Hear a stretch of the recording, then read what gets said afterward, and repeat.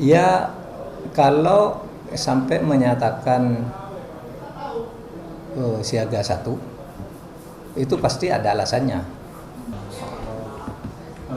Masih soal perang politik Iran Amerika gitu ya. Di Indonesia sebagai Mantan Menko Polhukam juga ada pengerahan TNI siaga satu gitu ya. Menurut Prof sendiri apakah diperlukan gitu ya peningkatan status siaga itu dan apa sih sebenarnya efeknya? Ya, kalau sampai menyatakan siaga satu, itu pasti ada alasannya. Cuma kita tidak tahu alasannya apa. Kan ini banyak masalah. Satu, bisa efek geopolitik itu bukan hanya berdampak secara politik, ya, tapi juga bisa berdampak secara ekonomi ke tengah-tengah masyarakat. Dan jika politik bertemu ekonomi, menurut krisis politik atau persoalan politik bertemu persoalan ekonomi, itu biasanya akan menimbulkan runtuhnya atau jatuhnya suatu pemerintah. Itu kan teorinya Pak Yusuf Kalla.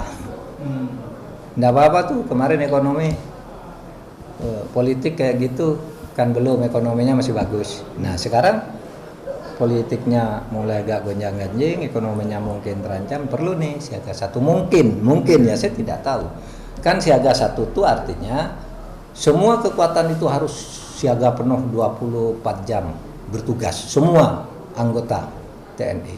Kalau siaga 2 sebagian penuh 24 jam, sebagian ya normal saja. Ya, berapa sehari kerja, 8 jam atau sekian, itu normal. Kalau siaga 3 ya tidak ada apa-apa, tugas-tugas rutin aja. Ini kalau belum ada duanya sudah satu, ini kan kita tidak tahu alasannya, kan tidak diumumkan karena apa gitu. Kalau alasannya misalnya, wah ini mau ada demo besar-besaran gitu, masa sampai biasa siaga satu? Waktu zaman saya Menko Polhukam kan beberapa kali tuh demo besar-besaran, beberapa kali. Tapi enggak sampai siaga 2 aja enggak. Kita cuma bikin semacam rapat-rapat yang sifatnya penugasannya ad hoc, koordinasi ya, waktu itu Panglima, Jaksa Agung, Kapolri, Menteri Menkominfo karena dia mengawasi lalu lintas pembicaraan, kemudian Menteri Hukum dan HAM dan sebagainya, ada 8 kalau tidak salah waktu itu. Itu rapat gitu aja, BIN. Lalu paparan Pak, kekuatan demo yang bernama misalnya, dulu karena ingat ya ada Jokowi Endgame, ingat ya, Jokowi akan jatuh tanggal sekian, orang tuh sudah siap-siap akan jadi. Nah seminggu sebelumnya kita rapat di Subden di sana, laporan dari BIN, dari BAIS, kemudian dari pembicaraan di media, Anda Pak ini tidak akan ada apa-apa. Karena apa?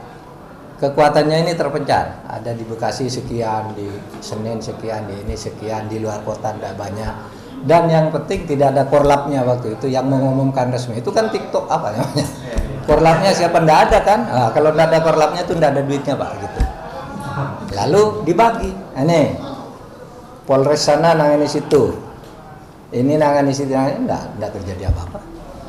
Nah kalau sampai dibentuk siaga satu kan semuanya disuruh gini, mungkin ada sesuatu yang serius, saya tidak tahu. Ini sekarang kita semua tidak tahu, Anda juga tidak tahu apa sih. Ya kecuali kekhawatiran dari para ekonom, lah ini kalau terjadi gini, ini amblas. Ini kalau politik, kalau terjadi begini efek dominonya ke Indonesia begini. Itu mungkin saja kan. Mereka punya BIN, punya analisis yang dilakukan. Kalau menurut Prof Mahfud, apakah harusnya pemerintah dalam hal ini Presiden memberikan penjelasan secara terbuka, Prof? Karena status siaga satu ini menimbulkan kebingungan di ruang publik. Sebenarnya apa yang sedang terjadi gitu. Ditambah juga situasi ekonomi kan dolarnya sudah 17.000 gitu untuk $1 ke rupiah gitu, Prof. Kalau menurut Prof sendiri, apakah seharusnya diberikan penjelasan secara terbuka dari pemerintah? Ya mungkin ya kalau dari sudut pertahanan keamanan kan ada sesuatu yang perlu diumumkan agar rakyat jelas, tapi ada juga yang kalau diumumkan justru menimbulkan masalah, mungkin itu. Jadi saya terserah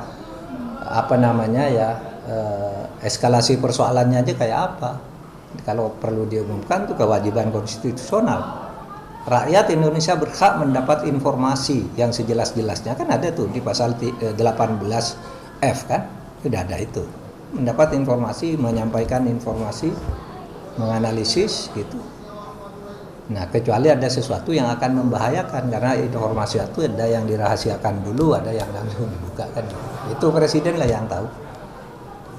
Tapi bagaimanapun rakyat bertanya, apa sih siaga satu apa sih? Ini konteksnya kan gitu ya pertanyaan.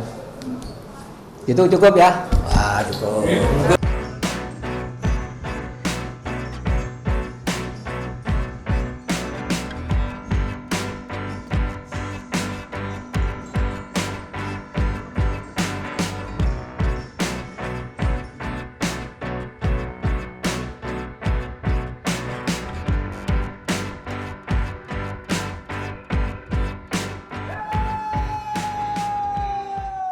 Kecepatan informasi dan akurasi adalah komitmen kami. Satu langkah lebih dekat, satu langkah lebih terpercaya. Saksikan Kompas Petang di Kompas TV Channel 11 di televisi Anda.